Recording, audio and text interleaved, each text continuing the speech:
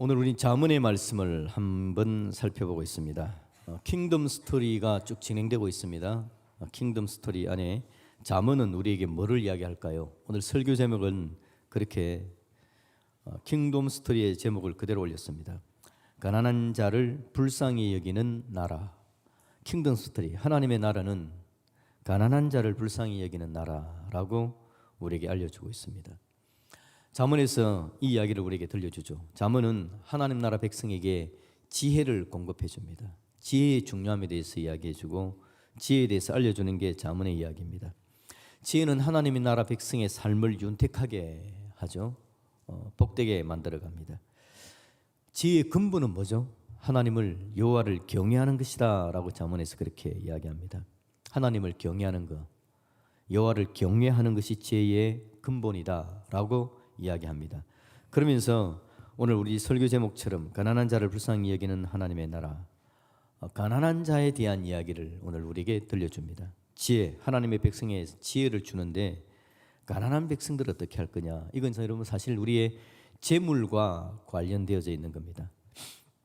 우리가 하나님을 경외하는 것이 지혜의 근본이라면 우리의 재물에 대한 건 우리가 어떻게 생각해야 되느냐, 성경은 우리에게 틀림없이 이야기합니다. 우리에게 주어지는 모든 재물의 주인은 하나님이시다라는 걸 우리에게 이야기하죠. 그래서 우리는 창조주 하나님을 믿고 우리의 구원자 예수 그리스도의 말씀을 믿고 의지하면서 하나님의 구원의 백성의 삶을 살아갈 때에 세상 모든 것의 주인은 하나님이십니다라는 걸 인정하는 것이 하나님 나라 백성의 삶의 기본 자세입니다. 그래서 모든 것이 하나님의 것이기 때문에 나에게 주어져 있는 재물도 하나님이 주신 것이다 라는 걸 우리는 틀림없이 인정합니다. 그래서 재물의 주인이 하나님이신 것을 인정하는 믿음을 가지고 가난한 사람에게 인색하지 말아라, 가난한 사람에게 관대해라, 가난한 사람에게 하나님의 자비를 나타내어라 라고 이야기하는 게 잠언에서 우리에게 알려주는 겁니다. 그래서 가난한 자를 불쌍히 여기는 나라가 바로 하나님의 나라다라는 거죠. 그래서 여러분, 하나님께서 말씀하시는 가난한 자를 불쌍히 여기라 라는 말씀을 우리가 듣고는 성경을 살펴보면요, 성경에서는 가난한 자에 대한 이야기가 굉장히 많이 나옵니다. 가난한 자를 돌보라, 가난한 자라는 사람을 도우라 라는 성경 구절이 넘쳐나지고 있습니다. 우선 여러분 시편 112편 9절을 한번 읽어볼까요? 시작. 그가 재물을 흩어 빈궁한 자들에게 주었으니 그의 의가 영구히 있고 그의 뿔이 영광 중에 들리리로다. 아멘. 시편의 이야기는 시지 않습니까? 시를 이렇게 지어놓은 겁니다. 그가 재물을 흩어 빈궁한 자들에게 주었으니 그의 의가 영구히 있고 그의 뿔이 영광 중에 들리리로다. 재물을 흩어서 빈궁한 자에게 주었더니 그를 하나님께서 높이신다라고 이야기를 해주고 있습니다. 잠언 28장도 한번 봅시다. 잠언 28장 27절 말씀을 읽어봅니다. 시작. 가난한 자를 구제하는 자는 궁핍하지 아니하려니와 못본 채 하는 자에게는 저주가 크리라. 아멘. 가난한 자를 구제하는 자는 궁핍하지 않는데요, 못본 채 하면 저주가 있다라고 이야기하고 있습니다.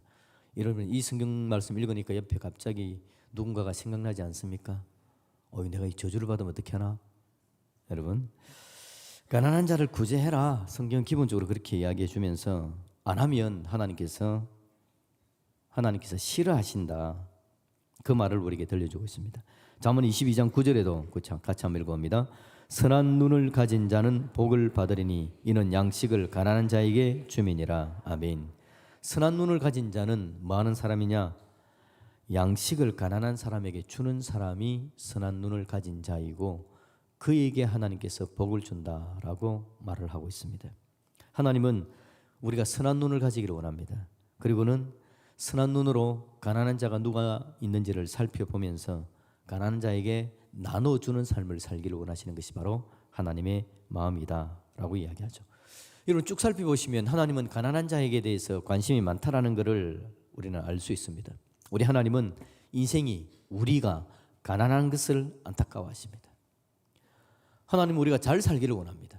가난하지 않기를 원합니다. 부유하기를 원하시고 풍성하기를 원하십니다. 하나님께서 그래서 처음에 만들었던 에덴은 가난이라는 것은 없는 곳이었습니다.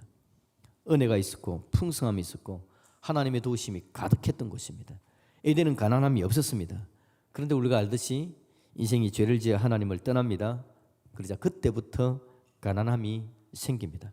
결핍이 생기는 거죠. 부족함이 생기는 겁니다.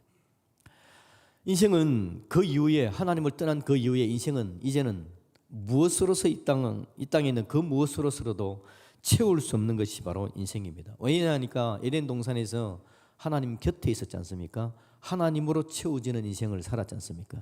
그런데 하나님을 떠나서 하나님을 버리고 하나님을 떠나버린 인생이 세상에 있는 그 무엇을 갖다 놓아서 하나님의 자리를 대신할 수 있겠습니까? 창조주이신 하나님을 떠나버린 인생이 창조주이신 하나님께서 만들어 놓으신 그 어떤 피조물로 우리의 삶을 메울 수가 없는 거죠. 그래서 인생은 아무리 가져도 부족함과 연약함을 가지는 게 인생입니다. 가난함을 경험하게 되는 거죠. 그래서 인생 가운데 결핍이 없는 사람은 아무도 없습니다. 누구에게나 결핍이 있습니다. 여러분, 엄청난 근육을 가진 근육 덩어리의 남자가 결핍이 없을까요? 그도 여러분 엄청난 근육을 가지고 있지만 옆에 있는 사람을 보고는 와, 나도 저 근육을 가졌으면 좋겠다. 저는 그것만 해도 막 부러운데요. 가지면 가질수록 더 부족함을 느끼는 게 인생입니다. 돈도 마찬가지지 않습니까? 돈을 엄청나게 가진들, 광주에서 제일 부자는 한국에서 제일 부자를 부러워할 겁니다. 한국에서 제일 부자는 세상에서 제일 부자를 부러워할 겁니다. 그럼 그 세상에서 제일 부자는 부러움이 없을까요?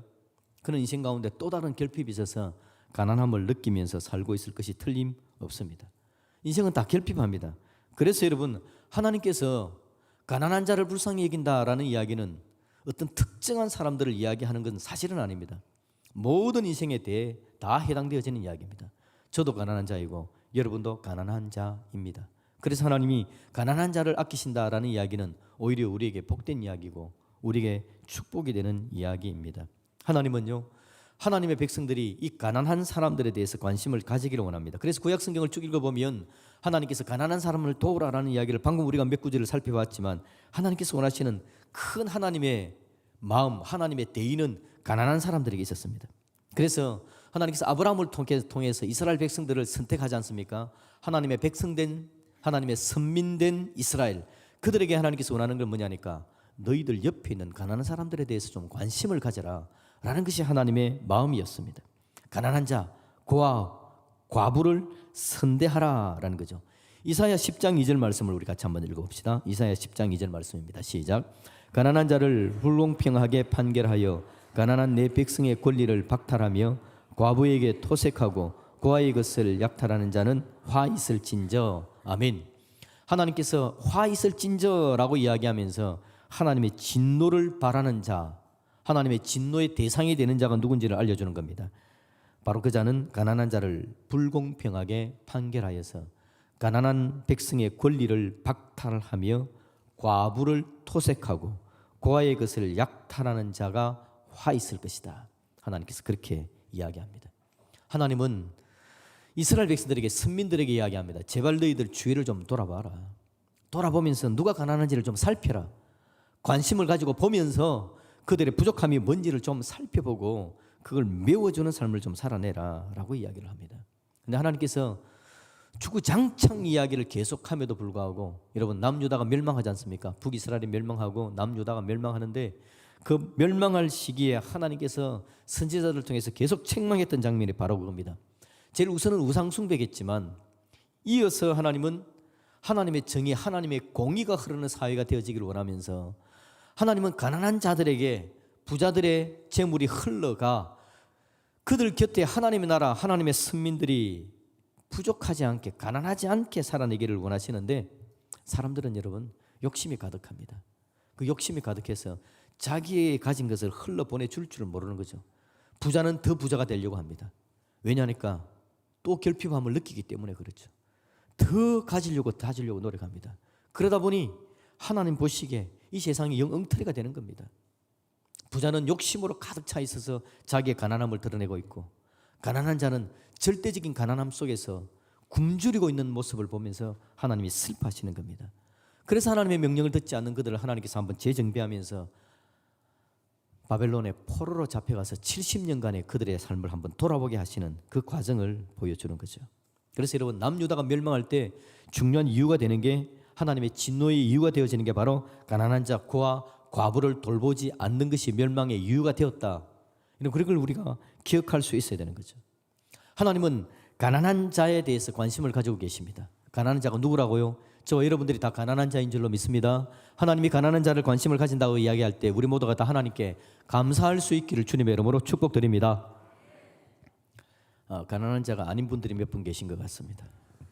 예. 우리가 다 가난한 자입니다. 하나님은 여러분의 가난함이 하나님께서 관심을 가지고 계시다라는 하나님의 그 관심 가지고 계심을 믿으면서 하나님을 믿는 믿음으로 하나님의 능력 안에서 여러분의 가난함이 회복되는 믿음의 역사가 나타날 수 있기를, 그걸 경험할 수 있기를 주님의 이름으로 축복드립니다.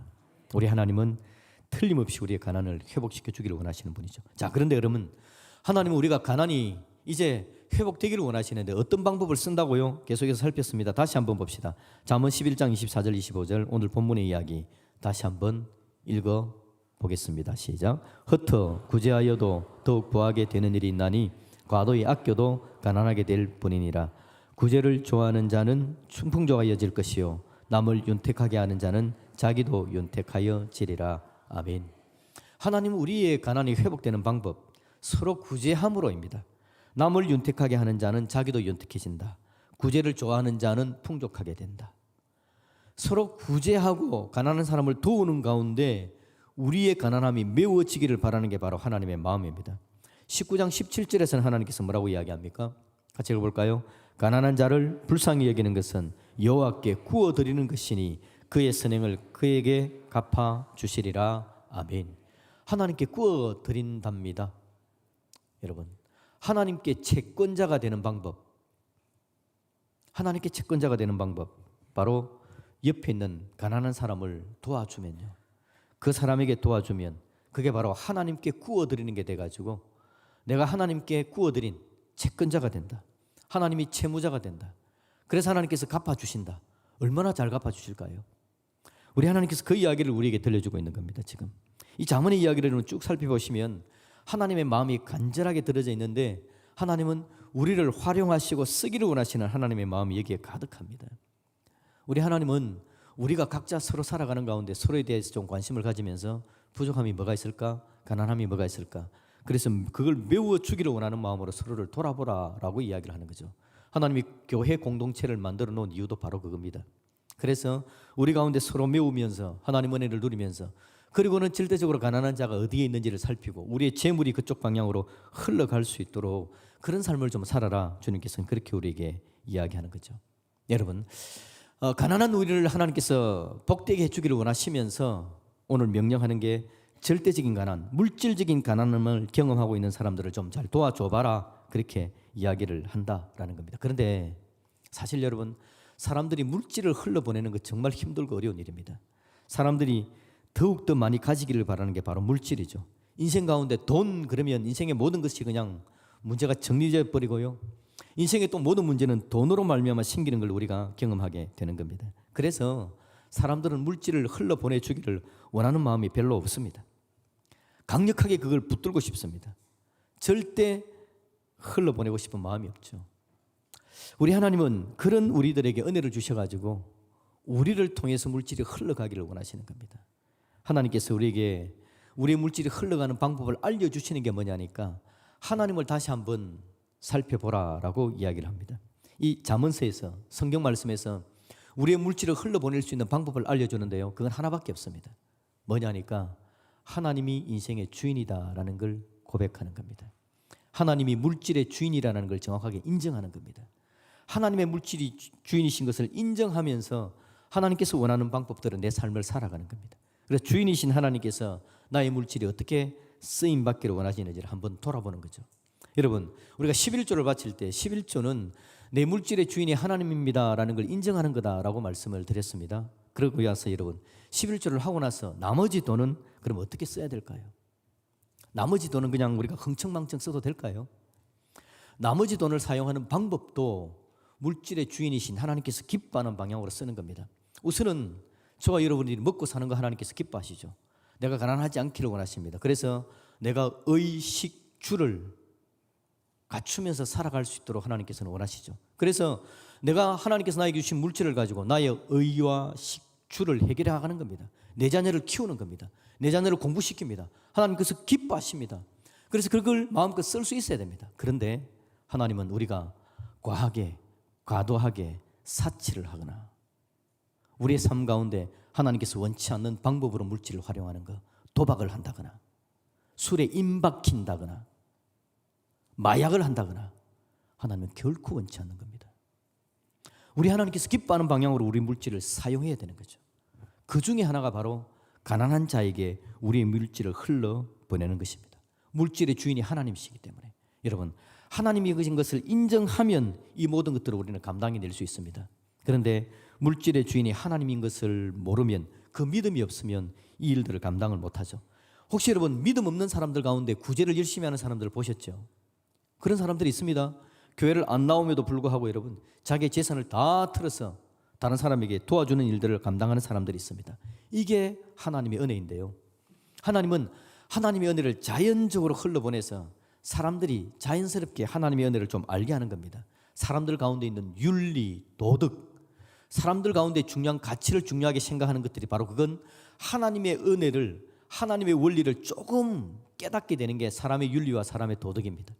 그래서 사람들 가운데서 그 부분에 대해서 자기 마음이 많이 가 있는 사람들은 다른 사람을 도우는 일들도 해내는 거죠. 그런데 여러분, 하나님의 일들을 제대로 감당하는 방법은 위대하신 하나님을 내 하나님으로 섬기고 그 하나님께서 인생의 주인입니다라는 것을 정확하게 고백하는 사람들이 이 일을 제대로 하게 될 줄로 믿습니다. 우리 하나님은요, 우리가 하나님의 주인, 하나님이 우리의 주인이신 것을 제대로 알면서 이 땅 가운데 하나님의 나라를 제대로 펼쳐가기를 원하는 겁니다. 지금 우리가 킹덤 스토리를 하고 있다고 그랬습니다. 하나님의 왕국에 대해서 계속해서 우리는 교회는 살펴보고 있습니다. 하나님의 왕국 안에 있는 하나님의 백성들이 뭘 하면서 살아야 될까? 우리의 물질을 어떻게 활용하면서 살아야 될까? 하나님께서 지금 이 이야기를 우리에게 들려주고 있습니다. 혹시 여러분 가운데 여기에 관심이 없을 수도 있습니다. 교회가 왜 이런 이야기를 하지라고 생각할지도 모르겠습니다. 그런데 여러분, 하나님은 이런 하나님이다라는 걸 여러분들은 알아야 됩니다. 하나님의 마음은 여기에 있다는 걸 우리는 기억해야 됩니다. 그러면서 인생길을 하나님께 우리의 뭔가를 구하고 하나님의 도우심을 구하고 하나님께로 나아갈 때 하나님께서 원하시는 것이 이거였다라는 걸 아는 것이 하나님을 더 잘 아는 방법이고 하나님의 은혜를 더 풍성하게 누리는 방법이다라는 겁니다. 여러분, 제가 목사로서의 삶을 한번 생각해 봅니다. 목사는 많은 사람이죠. 목사는 성도들에게 하나님의 뜻에 대해서 알려드리고 하나님께서 기뻐하는 게 뭔지를 말해 주는 사람이 목사여야 된다라고 저는 생각을 합니다. 그러면서 한동안 제가 고민을 합니다. 그럼 어떻게 해야 될까? 하나님께서 원하는 것을 이야기하면 성도들이 굉장히 부담스러워하는데, 목사는 여러분 성도의 삶이 하나님으로부터 복을 누리는 삶을 살게 만들어 줘야 됩니다. 하나님이 아브라함의 복을 주었는데 예수 그리스도로 말미암아 우리에게 아브라함의 복이 주어졌죠. 아브라함의 복은 뭐였습니까? 하나님이 자손을 많이 주는 것, 하나님이 땅을 주는 것. 그 다음에 제일 중요한 복 중에 하나가 뭐죠? 복의 통로가 되는 복입니다. 우리가 복이 되는 겁니다. 그걸 하나님께서는 아브라함을 통해서 우리에게 주기를 원하셨고, 예수 그리스도의 십자가 보혈의 은혜로 말미암아 아브라함의 복이 예수님 안에서 우리 모두에게 주어진 겁니다. 하나님은 우리가 그런 사람들이 되기를 원하십니다. 우리 인생을 살아가는 데 있어서 삶이 풍성하고 복을 전달하고 복을 나누는 자, 복의 통로가 되는 자들이 되기를 하나님께서는 원하시는 거죠. 그러면 목사인 저는 여러분들에게 뭘 이야기해 줘야 되겠습니까? 여러분들, 여러분의 시간을 내어서 다른 사람을 좀 도우는 일을 하십시오. 여러분의 물질을 다른 사람을 도우는 방향에 흘러보내줘야 됩니다. 그래 그걸 하나님께서 기뻐하는 겁니다 라는 이야기를 안 한다면 저는 목사의 사명을 도외시하고 제대로 된 사명을 감당하지 못하는 자가 되겠죠. 여러분, 오늘 성경 틀림없이 우리에게 이 이야기를 들려주고 있습니다. 그렇다면 우리가 정신 바짝 차려야 되지 않겠습니까? 이 땅 살아가는 가운데 우리는 중요한 게 내가 잘 먹고 잘 사는 게 중요하다고 생각했습니다. 물론 하나님도 우리가 평안한 삶을 살아내기를 원하시는 건 하나님의 마음이기도 합니다. 그런데 우리가 더 잘 사는 방법은 우리의 물질을 흘러보내면서 하나님의 뜻, 하나님의 방법을 내 삶 가운데 가져와 하나님께서 기뻐하는 삶을 살아내는 게 내가 더 잘 사는 방법이다라는 겁니다. 하나님은 우리가 그런 삶을 살아내기를 원하십니다. 우리 예수님께서 십자가에 죽으십니다. 십자가 죽으신 이야기를 여러분 고린도후서 8장에서는 이렇게 이야기합니다. 고린도후서 8장 9절 말씀을 우리 같이 한번 읽어봅시다. 시작. 우리 주 예수 그리스도의 은혜를 너희가 알거니와 부유하신 이로서 너희를 위하여 가난하게 되심은 그의 가난함으로 말미암아 너희를 부유하게 하려 하심이라. 아멘. 우리 하나님은, 우리 예수님은요, 부요하신 분입니다. 온 세상의 창조주이신 예수님께서 당연히 부요하시죠. 근데 그 부요하신 예수님께서 가난하게 되셨답니다. 왜 가난하게 되십니까? 천국 보좌를 버렸으니까요. 하나님이신 그분이 하나님의 모습을, 하나님의 보좌를 버리고 사람의 인생의 문제를 해결하기 위해서 사람의 모습을 입고 이 땅에 오셨으니까요. 그래서 가난하게 되신 겁니다. 그리고는 뭐 하십니까? 사람들 중에서도 가장 가난한 십자가에 죽는 자리까지 가십니다. 십자가의 고통을 맛보시는 거죠. 하나님이신 예수님께서, 부요하신 그분께서 가난하게 되셨답니다. 그 가난한 이유가 뭐라고요? 그 가난함으로 말미암아 뭘 하시려고? 너희를 부요하게 하시려고. 우리를 부요하게 하시려고요. 우리가 얼마나 처절한 가난함의 자리에 있습니까? 말씀드린 것처럼 죄로 인해서 인생이 하나님을 떠나 가난함의 자리에 있습니다. 모두가 다 가난합니다. 처절합니다. 살아가는 삶 가운데 부족함과 연약함이 가득한 게 인생이었습니다. 그런 가난한 삶을 살다가 마지막 가장 강력한 가난함, 지옥에까지 가는 게 인생이었다고요. 그런데 부요하신 하나님께서, 부요하신 예수님께서 그걸 못 보겠습니다. 내가 너희들을 살려야 되겠다 결정하는 거죠. 그리고는 인생을 위해서 가난함의 자리에 내려오시는 겁니다. 가장 가난함의 자리에 내려옵니다. 그리고 내가 있는 가난함 자리 그 밑에까지 오셔서, 가장 가난한 자리까지 오셔서, 그리고는 나를 감싸 안고 일어나십니다.